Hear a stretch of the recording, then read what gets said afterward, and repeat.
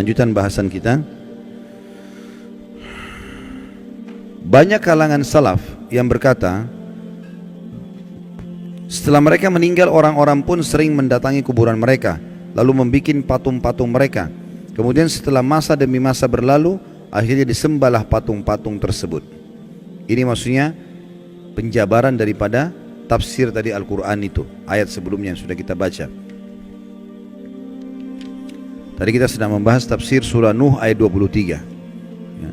Jadi awal-awalnya dibuat patung-patung, sampai akhirnya di kuburannya mulai dibuat patungnya, dengan alasan syaitan bisikan supaya tidak lupa mukanya ya.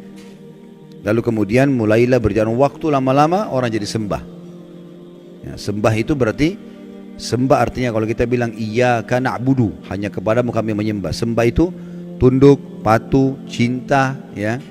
Itu semua makna-makna sembah. Jadi akhirnya berlebihan pada benda-benda mati seperti ini. Diriwayatkan dari Umar radhiyallahu anhu bahwasanya Rasulullah sallallahu alaihi wasallam bersabda dalam hadis Bukhari Muslim, "La tatruni kama atratin nasara ibn Maryam, innama ana abdun faqulu abdullahi wa rasuluh." Jangan pernah kalian berlebihan dalam memujiku sebagaimana orang-orang Nasrani telah berlebihan memuji Isa putra Maryam. Aku hanyalah seorang hamba, maka katakanlah hamba Allah dan Rasulnya ya. Jadi Nabi Isa itu dulu alaihissalam, kaumnya awal menganggap dia nabi, manusia biasa. Awalnya Hawariyun, sahabat-sahabatnya dulu begitu. Berjalan waktu, mereka mulai menganggap Isa ini manusia suci dan lahir tanpa ayah, berarti dia anaknya Tuhan. Mulai pindah ke situ, namanya gulu, berlebihan.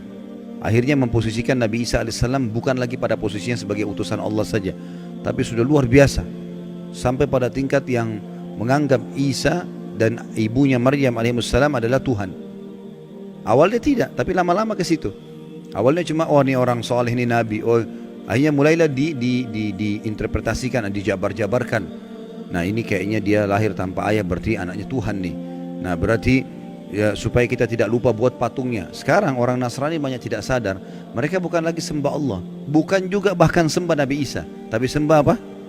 Patung. Ditaruh patung di situ, mengatakan itu patung Nabi Isa, patung Maryam. Patung, gak ada hubungannya sebenarnya. Tapi seperti itu. Dan apa bedanya dengan kaumnya Nabi Nuh yang tadinya buat patung, awal-awal diminta-minta, lama-lama akhirnya disembah gitu. Sementara Nabi Isa alaihissalam berlepas tangan dengan itu ya. Saya nggak tahu sudah pernah saya bacain belum dalam surah Al-Maidah ayatnya. Belum. Kita buka sekarang Al-Maidah. Kita lihat bagaimana Nabi Isa alaihissalam nanti pada hari kiamat itu kalau tidak salah di ayat 116 ya. Bagaimana Nabi Isa alaihissalam nanti dihakimi oleh Allah. Maksudnya Allah subhanahu wa ta'ala akan mengajak bicara Isa di depan makhluk semuanya, terutama pengikutnya yang menganggapnya sebagai Tuhan. Sudah buka 116? Baik, saya bacakan. A'udzubillahi minasyaitonirrajim. Wa idh qala Allahu ya Isa ibn Maryam anta qulta lin-nasi ittakhiduni wa ummi ilahaini min dunillah. Qala subhanaka ma yakunu li an aqula ma laysa li bihaqq. In kuntu qultuhu faqad alimta ta'lamu ma fi nafsi wa la a'lamu ma fi nafsik innaka anta 'allamul ghuyub. Dan ingatlah ketika Allah berfirman, hai Isa putra Maryam, maksudnya nanti hari kiamat nih, di depan orang-orang semua, apakah engkau mengatakan kepada manusia, jadikanlah aku dan ibuku dua Tuhan selain Allah? Maksudnya ada Tuhan lain ya, Trinitas yang mereka bilang itu. Isa menjawab alaihissalam, maha suci engkau, tidaklah patut bagiku mengatakan apa yang bukan hakku mengatakannya. Jika aku pernah mengatakan, maka tentulah engkau mengetahui apa yang ada pada diriku, dan aku tidak mengetahui apa yang ada pada diri engkau. Sesungguhnya engkau maha mengetahui perkara-perkara yang gaib. Lalu Nabi Isa mengatakan 117-nya, ma qultu lahum illa ma amartani bihi an i'budullaha rabbi wa rabbakum wa kuntu alaihim syahidan ma dumtu fihim falamma tawaffaitani kunta antar raqiba alaihim wa anta ala kulli syai'in syahid. Aku tidak pernah mengatakan kepada mereka kecuali apa yang engkau katakan kepadaku, yaitu sembahlah Allah Tuhanku dan Tuhan kalian. Ini ajaran Nabi Isa AS kepada orang-orang Nasrani. Enggak pernah dia bilang jadikan saya sebagai anak Tuhan, jadikan ibu saya sebagai Tuhan. Dan aku menjadi saksi terhadap mereka selama aku berada di antara mereka, Maka setelah engkau wafatkan aku, engkau lah yang mengawasi mereka, dan engkau adalah maha menyaksikan atas segala sesuatu.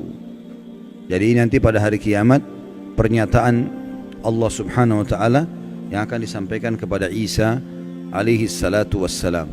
Dan Nabi SAW mengatakan, jangan pernah kalian berlebih-lebihan dalam memujiku, sebagaimana orang-orang Nasrani telah berlebih-lebihan memuji Isa putra Maryam. Aku hanyalah seorang hamba, maka katakanlah hamba Allah dan Rasulnya, ya, Abdullahi wa Rasuluh. Juga sabda Nabi SAW di dalam hadis riwayat Imam Ahmad, Tirmidzi, Ibnu Majah dari Ibnu Abbas radhiyallahu anhuma, bahwasanya Rasulullah SAW bersabda, iyyakum wal gulu, fa innama ahlaka man kana qablakumul gulu. Jauhilah oleh kalian sikap berlebihan, karena sungguhnya sikap berlebihan itu yang telah menghancurkan umat-umat sebelum kalian.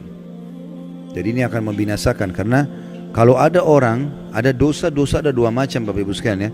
Ada dosa syahwat, dosa yang diikuti dengan hawa nafsu, kayak zina, riba, ya, mencuri. Ini orang yang melakukannya tahu kalau dia salah. Semua orang tahu salah. Mukul orang, gunjing, ambil barang orang lain, dia tahu dirinya salah. Jadi lebih mudah taubat. Tapi yang masalah dosa kedua, namanya dosa syubhat. Syubhat semua dalam hidupnya. Dia pikir dirinya ibadah padahal selagi salah. Ini bahaya sekali. Orang nggak tahu masuk dalam syirik, masuk dalam bid'ah. Dia pikir dirinya ibadah padahal sebenarnya salah.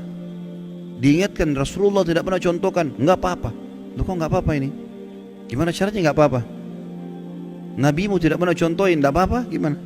Sahabat nggak pernah contohin, nggak apa-apa? Ini bahaya sekali, ini resikonya besar ya. Seakan-akan orang mengatakan kalau Rasulullah SAW masih hidup, tidak apa-apa ya Rasulullah, saya kerjain nih. Walaupun anda belum ajarkan. Kira-kira kalau dia bilang begitu depan Nabi, diapain sama Nabi itu? Pasti dia dihardikin, tidak boleh. Gimana caranya? Ya. Para sahabat saja tidak ada yang berani itu.